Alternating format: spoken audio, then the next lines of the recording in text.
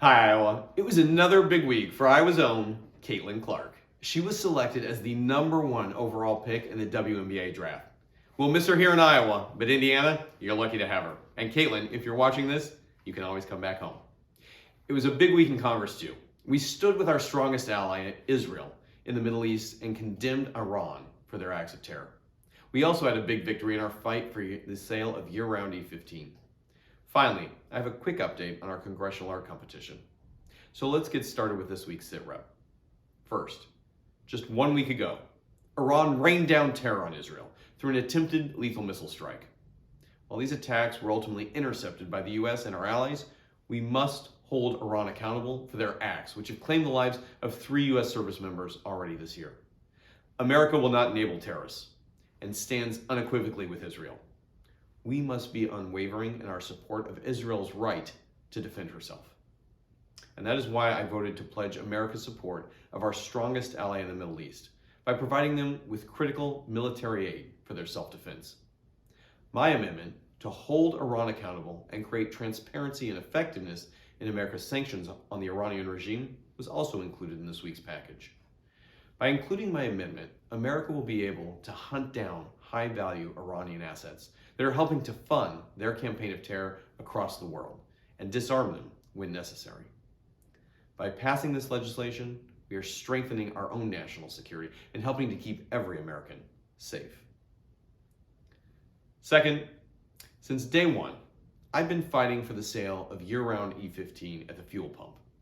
After months of pressure from me, including the introduction of bipartisan legislation, I'm proud to say that the administration has relented in their stubborn opposition to E15 by issuing an emergency waiver for sales of E15 this summer.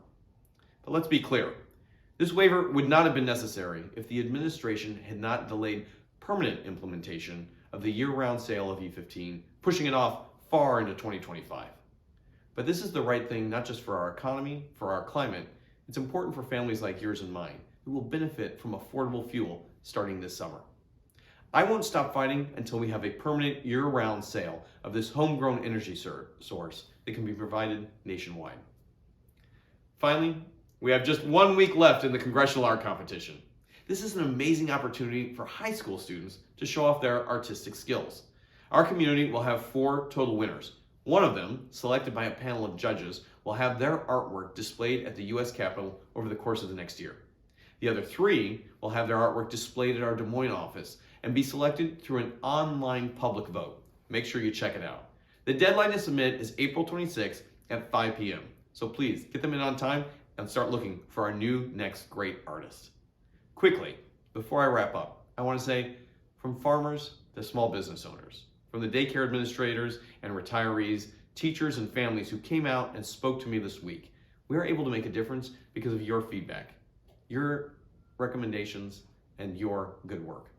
I'm fighting every day to bring a little bit of your common sense right here to Washington, D.C. So with that, our team is here to serve. Please feel free to reach out to us if you need anything. If you've got a concern or need assistance with a passport, Medicare, Social Security, or even veterans benefits, let us know and we'll be there to help. As always, it's an honor to serve you, Iowa. Thanks and have a great weekend.